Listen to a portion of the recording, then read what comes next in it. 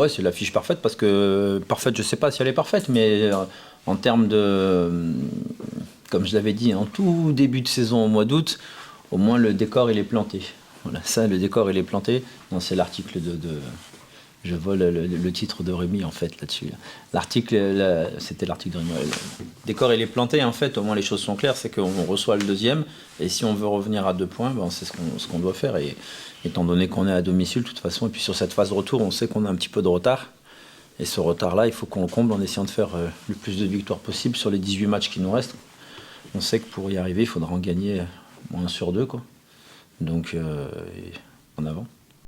Oui, oui, parce qu'il faut, comme je dis, attention, rien n'est rédhibitoire dans le football. Alors, sauf quand ça se passe à 2 journées de la fin, voilà. Mais là, dans 2 matchs, on sera à la mi-saison, on sera vraiment à la mi-saison dans 2 matchs, mais on sait on sait ce qu'on doit faire. On sait ce qu'on doit faire. Alors, tout le monde le martèle, il faut gagner, il faut gagner, il faut gagner. Bien entendu, il faut gagner. Mais il faut aussi qu'on y mette les ingrédients pour, parce qu'en face de nous, comme je le dis souvent, il y a un adversaire qui n'est pas spécialement d'accord. Et nous, dans ce qu'on a le plan de jeu, dans ce qu'on a décidé de mettre en place et dans l'intensité qu'on va y mettre et les intentions, je pense que les garçons, ils savent. Vous savez, sur ce type de match, la causerie, elle est assez rapide. Hein. Voilà. Le classement, il est affiché et on sait très bien ce qu'il nous reste à faire. On sait qu'on aura un stade acquis à notre cause pour essayer d'aller bousculer le leader ex aequo, parce qu'on reçoit le leader. Je suis un petit peu l'actualité de ce qui se passe dans les autres, chez nos concurrents, et leur président, il a clairement annoncé la couleur qu'il voulait monter en fin de saison, quoi. Donc il a dit on est premier à la trêve, on veut monter. Et c'est ce que je répète et je dis depuis que je suis arrivé, depuis le début de saison, c'est qu'aujourd'hui en fait tout le monde veut monter. Voilà, des fois on se dit oui mais ils viennent de monter, ils veulent juste un... Non, tout le monde veut monter en fait. Aujourd'hui, et nous aussi. Donc il faut vraiment qu'on fasse ce qu'il faut au domicile, quoi. Je l'espère. Mais comme je dis souvent, en fait, tu sais, là, on a fait un match de préparation contre Jura Sud. On a plutôt des garçons studieux à l'entraînement qui ont bien travaillé. La seule vérité, c'est la vérité de la compétition. Donc là aussi, moi, je vais attendre les joueurs là-dessus. Parce qu'il faut on a été à tâtons, on va dire, sur la première partie de saison. Voilà, parce qu'on s'est un peu cherché, il faut dire ce qu'il y a aussi.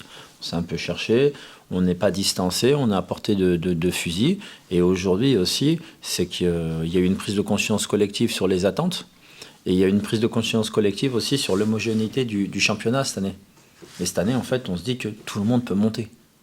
Voilà, nous, on le dit à Sochaux, comme Dijon le dit, comme Valenciennes le dit, comme Nîmes le dit, et il y a plein d'équipes et ils se disent, voilà, comme Rouen qui cherche à recruter et qui va recruter le FCR, le QRM, tout le monde veut monter en fait. Donc si tout le monde veut monter, ok, pas de souci, bah, on va aller au combat et qu'à la fin, bah, que les meilleurs montent, quoi. Et c'est cet état d'esprit qu'on doit avoir. Vraiment, c'est cet état d'esprit, quoi. Et les joueurs, c'est là où moi je vais les attendre ce week-end parce que j'aime bien ta formule en disant voilà le changement d'état d'esprit parce que là il faut vraiment maintenant c'est un état d'esprit de là c'est œil pour œil, dent pour dent, quoi. Il faut rendre coup pour coup là sur cette phase retour. Il faut vraiment qu'on ait un état d'esprit de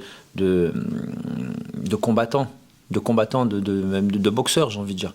Voilà, là c'est vraiment coup pour coup et il reste 18 rounds à disputer et il faut qu'on gagne. Il y a plusieurs choses dans le contexte de Clermont. La première chose, c'est que c'était un match, entre guillemets, bonus. Dans le sens où l'objectif club, c'était d'attendre les 32e et qu'on a atteint les 32e et qu'on voulait être présent dans la compétition jusqu'au mois de décembre.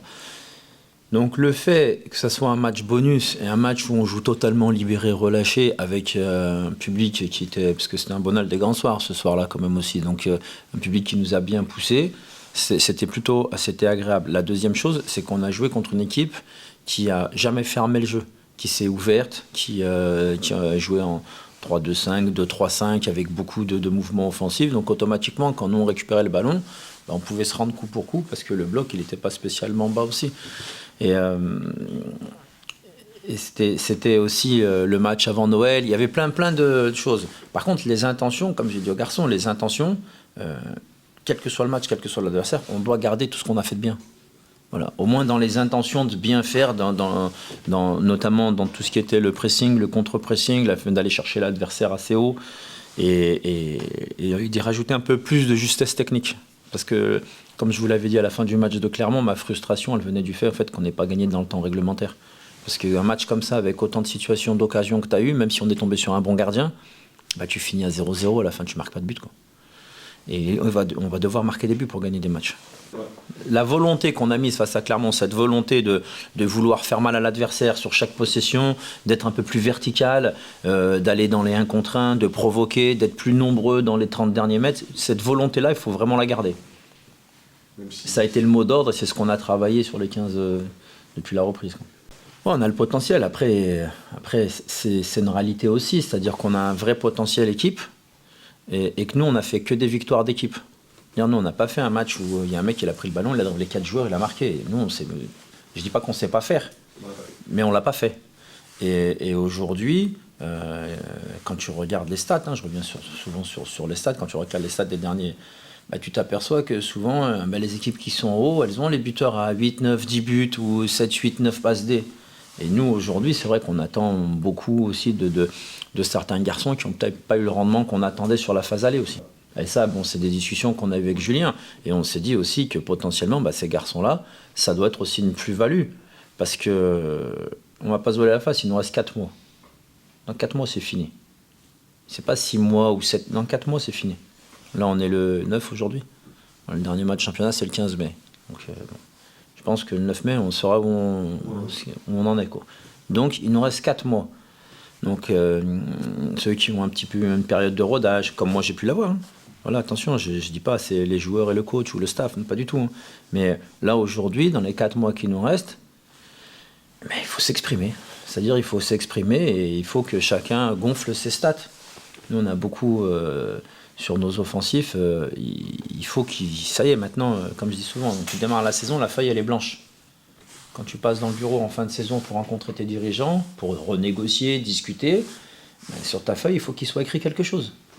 Si tu es un offensif et tu rentres dans le bureau en fin de saison et il y a 0 but, 0 passe D, 0 passe clé, tu peux pas, ça c'est la feuille et il faut qu'elle soit remplie, il faut qu'il y ait quelque chose sur la feuille, quoi. Donc aujourd'hui, par rapport à ça, c'est vrai qu'on attend plus de tout le monde, mais c'est pas à mettre la pression sur les garçons, pas du tout, c'est pas une histoire de pression. Voilà.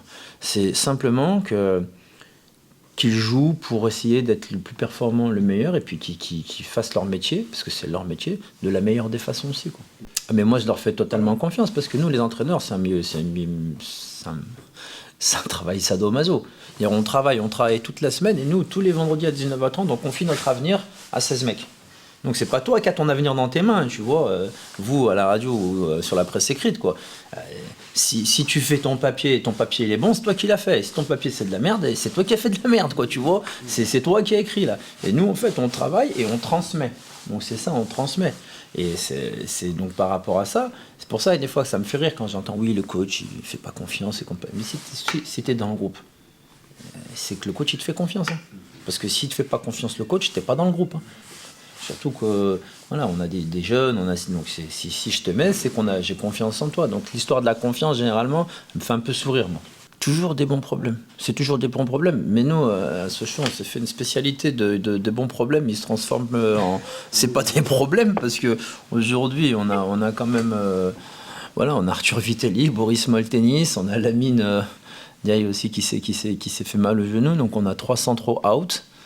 Voilà, on a Sami Benchama qui est out, on a pas mal de garçons qui sont out, on a encore 2 autres garçons qui sont incertains.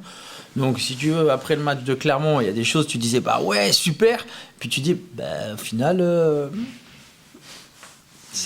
voilà, on va faire avec, quoi. Arthur, c'est au niveau du genou, il a le syndrome de l'essuie-glace sur le genou de l'autre côté. Truc improbable. Non, pas du tout. Donc c'est un truc improbable. Boris, ça suit son cours. J'oublie Baptiste Valette aussi avec sa cheville opérée. Voilà, on a Malcolm Rangon qui a eu l'épaule opérée. Donc on continue un petit peu, même si c'est des garçons qui n'ont pas joué, mais ils font partie du groupe. Oui, après on va pas se plaindre parce que je pense que Boulogne, on a suivi l'actualité de Boulogne aussi, qui est notre adversaire, et je pense que ça fait 2 jours qu'ils galèrent à s'entraîner.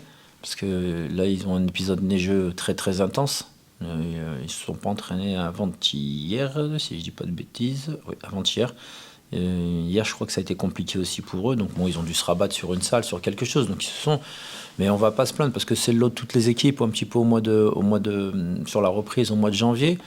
Nous, on a alterné. On a fait un petit coup de Brognard. On est parti à Bavilliers. On a dû arrêter un entraînement ici parce que c'était impraticable. Hier, on n'est pas sorti parce que nos 2 terrains d'entraînement ils étaient impraticables. Donc on s'adapte. L'adaptation, c'est la clé. Hein. On s'adapte. Mais ça fait partie du métier aussi. Sur le profil de jeu, de toute façon, c'est une équipe, si elle est deuxième, si elle est première ex-aequo à la trêve, c'est pas un hasard. Voilà, elle a beaucoup de caractéristiques. Elle a un attaquant qui marque. Déjà, c'est quelque chose qui fait partie des meilleurs buteurs. C'est un attaquant atypique, voilà, un grand gabarit, très, très, très, très, très généreux. Voilà, très généreux. Très généreux et qui est dans une période de confiance absolue et qui tente des choses. J'ai en tête son but du milieu de terrain, il récupère un ballon, il voit le gardien avancer, il frappe du milieu de terrain, il lobe le gardien contre le Mans, c'était. Ils ont aussi des garçons revanchards, au milieu de terrain notamment, le petit Epailly. Ils ont Averlan aussi, c'est des garçons qui arrivent du dessous, on va dire, qui ont les crocs, qui ont envie de montrer qu'ils peuvent exister en N1, qui ont de la qualité technique. Il y a le petit Habouche aussi qui est un fin dribbleur, qui a une bonne qualité. Donc c'est une équipe quand même. Ils ont des joueurs coureurs, ils ont des joueurs percussion balle au pied, et puis ils sont dans une dynamique positive de la montée de l'année dernière.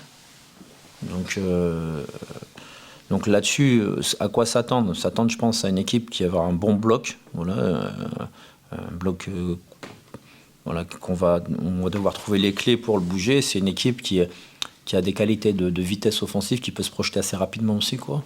Soit par la percussion balle au pied, comme je vous ai dit, avec les 2 petits gabarits du milieu de terrain, soit avec Averlan qui est quand même un bon coureur. Voilà, bon joueur. Et après, défensivement, même si là ils ont quelques soucis parce que leur capitaine est suspendu, le petit Zoré aussi qui a la même blessure que Boris aussi à l'épaule. Ils ont recruté Gourville. Sur le point de départ, normalement, ils sont censés positionner 3 joueurs au-dessus du 1m95 dans le 11. Donc voilà, on sait très bien qu'on va devoir être vigilant sur les coups de pied arrêtés. Peut-être que nous, on va être petits sur ce match en plus. Voilà. C'était pas le bon match, mais bon, on choisit pas, quoi. Ouais, ça c'est, tu vois, on est veille de match, je me concentre sur ceux qui sont dans le vestiaire. L'idée c'est, t'as fait sourire Evan, hein, tu vois, ça c'est... attention, t'as fait sourire Evan, hein. Non, sur les nouveaux joueurs, je vais pas en parler veille de match. Après, voilà, on sait que Julien travaille dessus. On a vu que tous nos concurrents se sont renforcés, voilà. Et comme vous êtes des fidèles suiveurs du FC Sochaux-Montbéliard, vous avez bien vu que tous nos concurrents se sont renforcés. Et vous attendez aussi qu'on vous annonce des noms. Voilà.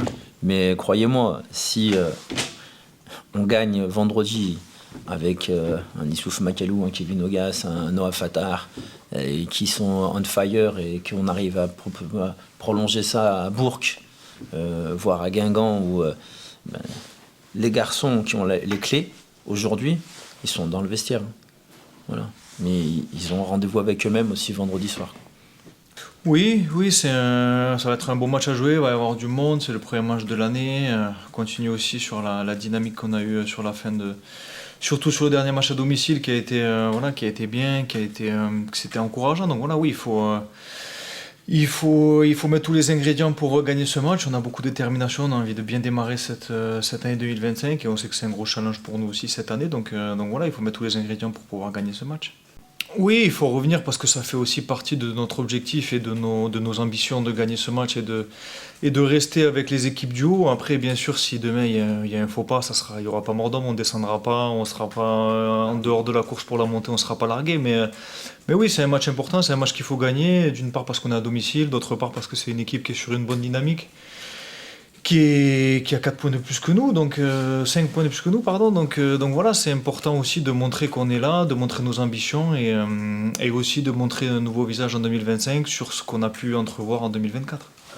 De mieux, on le sait, voilà, il faut être plus agressif, il faut avoir plus d'envie, il faut souvent on entend les gens, on voit aussi se dire qu'il faut plus se lâcher. Donc bien sûr que Bien sûr que le match de Clermont, il est entre guillemets, il est différent parce que les équipes elles viennent pas ici dans la même mentalité que Clermont. Clermont c'est une équipe joueuse, il y avait beaucoup d'espace, c'était beaucoup plus ouvert, donc c'était aussi beaucoup plus facile pour nous de jouer, d'avoir plus d'occasions. C'était un match qui était, je pense, agréable à regarder et assez intéressant pour nous sur le terrain à jouer. Mais voilà, les équipes quand elles viennent à Bonal, elles jouent pas de la même façon que Clermont. Je pense pas que demain Boulogne ils vont venir avec les mêmes intentions que Clermont.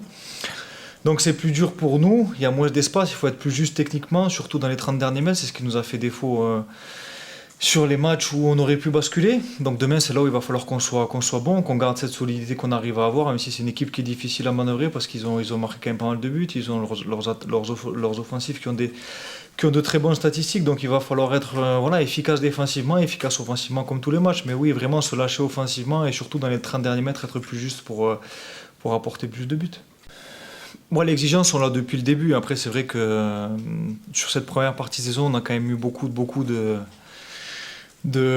comment dire, pas de faux pas, mais on a eu beaucoup de choses qui ont fait que la machine s'est enrayée, qu'on n'a jamais pu vraiment enclencher, même si c'est vrai qu'on a cette série d'invincibilité. Mais c'est vrai qu'on a eu ces 2-3 matchs nuls qu'on aurait pu et qu'on aurait dû transformer en victoire, qui nous auraient permis d'être beaucoup plus haut dans le classement, qu'on n'a pas réussi à faire. Et je pense que en gardant cet état d'esprit et en ayant ces petits points des matchs nuls en victoire qui nous feraient du bien, je pense qu'on serait plus haut et on serait beaucoup mieux. Donc voilà, aujourd'hui, c'est des détails qu'il faut qu'on arrive à régler. Je sais que les gens attachent beaucoup d'importance au fait qu'on joue mieux. Mais c'est toujours pareil, jouer mieux et avoir moins de points, c'est un peu un serpent qui se mord la queue. Aujourd'hui, on est une équipe solide, on n'est peut-être des fois pas très agréable à regarder, mais on est efficace. Et c'est ce qu'il faut qu'on arrive à garder tout en alliant aujourd'hui plus de créativité et avoir plus de mouvement, notamment offensivement. Mais après, comme on l'a dit, on l'a répété, c'est pas que les offensifs qui sont à blâmer. Nous aussi, défensivement, on a notre travail à faire, on a des choses à améliorer. On a profité de la trêve pour travailler sur ces points-là. Donc maintenant, c'est à nous de tout mettre en œuvre et de les mettre en place dans les matchs.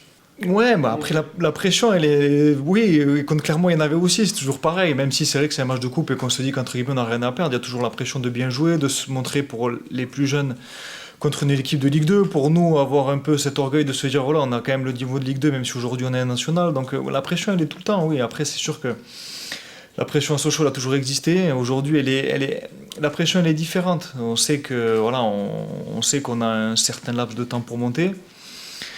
On sait que les gens sont exigeants, mais en même temps c'est normal au vu de l'équipe qu'on a, de l'ambition et du projet qui a été proposé aux gens, donc c'est normal. Après maintenant la pression, oui et non, c'est un match important comme celui que va être après Guingamp en coupe aussi, malgré tout, et puis le match de Bourg il sera important, donc voilà, tous les matchs sont à prendre avec la même importance, mais c'est vrai que celui-là il est début d'année, c'est important de bien redémarrer à domicile, c'est ce qui nous a fait un peu défaut l'année dernière où on n'a pas été vraiment souverain à domicile.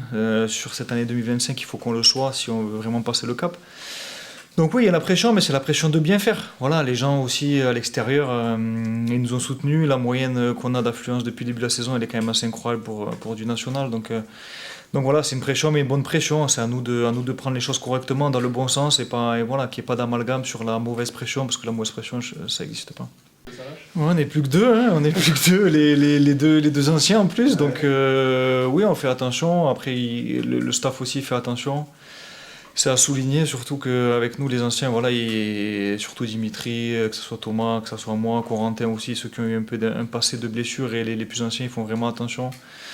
Donc c'est important pour nous, c'est bien, mais oui, ça va. Ça va, maintenant, il faut enchaîner les matchs. On va avoir une semaine à 3 matchs, ça va être compliqué, mais on est prêt. Mais bon, c'est vrai que le coach nous a aussi dit qu'il fallait prendre plus de risques. Donc, on va aussi essayer, nous, maintenant, de prendre un peu plus de risques tout en étant quand même. Dans vos relances, dans vos passes Ouais, dans nos relances, dans notre rapport offensif, comme je l'ai dit avant, sur tout ce qui est animation offensive, je pense que nous aussi, on peut apporter un plus. On s'est contenté de faire, pas le minimum, mais on a fait ce qu'on avait à faire. Mais je pense qu'on peut aussi prendre un peu plus de risques et apporter un peu plus et aider offensivement les milieux de terrain. Comtoise TV, c'est votre télé.